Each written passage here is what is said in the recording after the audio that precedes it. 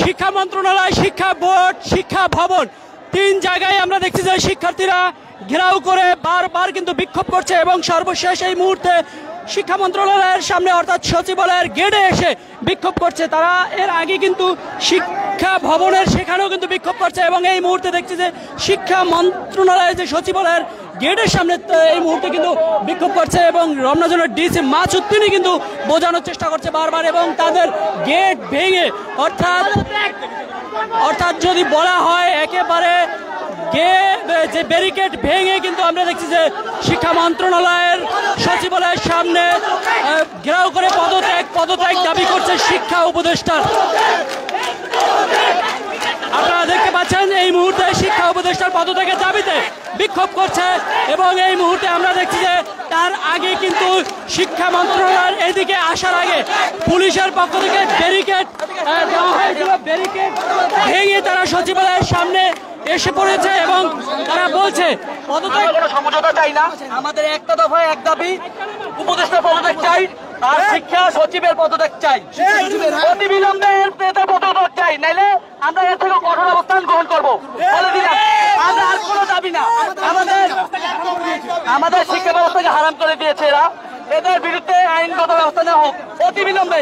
শিক্ষা উপদেষ্টার পদত্যাগের দাবিতে পুরো সচিবালয়ের সামনে হাজার হাজার শিক্ষার্থীরা কিন্তু অংশগ্রহণ নিয়েছে এই বিক্ষোভে এবং আপনারা জেনে থাকবেন যে এর আগে কিন্তু বিক্ষোভে আমরা দেখছি যে শিক্ষা ভবন, শিক্ষা বোর্ড সেখানেও কিন্তু তারা বিক্ষোভ করছে এবং হাজার হাজার শিক্ষার্থীরা এক দফা এক দাবি নিয়ে আমরা এই শিক্ষা মন্ত্রণালয়ের সামনে হাজির হয়েছে। একমাত্র শিক্ষা উপদেষ্টার পদত্যাগ আমরা করেই ছাড়বো।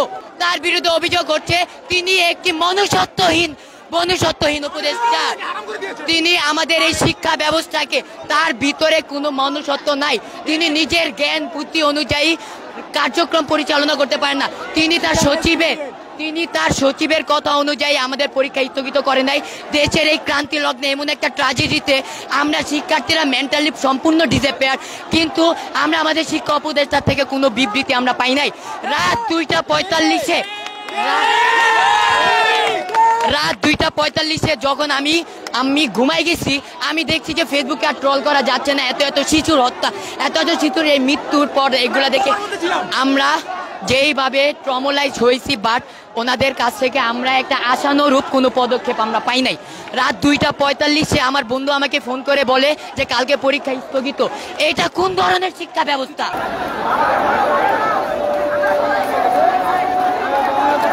শিক্ষা মন্ত্রণালয়ের সামনে একেবারে বসে পড়েছে আমরা দেখছি যে শিক্ষার্থীরা এবং হাজার হাজার শিক্ষার্থীরা কিন্তু এই মুহূর্তে বিক্ষোভ করে কিন্তু বসে পড়েছে, সেটি আপনারা দেখতে পাচ্ছেন। তবে তারা বলছে পদত্যাগ না করতে আমরা এখান থেকে যাব না এবং এই শিক্ষা মন্ত্রণালয়ের সামনে অর্থাৎ সচিবালয়ের সামনে যে বিক্ষোভ করছে তার আগ মুহূর্তে আমরা দেখছি যে শিক্ষা ভবনের সামনে তারা বিক্ষোভ করেছিল। শিক্ষা ভবনের আগে বিক্ষোভ করছে তারা শিক্ষা বোর্ডে, যে সর্বশেষ তারা এখানে এসছে। শুরুটা করেছিল রাজধানীর science lab, Dhaka college, city কলেজের সেই এলাকা থেকে কিন্তু শুরু করেছিল এবং পরবর্তীতে তারা এখানে এখন পর্যন্ত অবস্থান নিয়ে রয়েছে, সেটি আমরা দেখতে পাচ্ছি।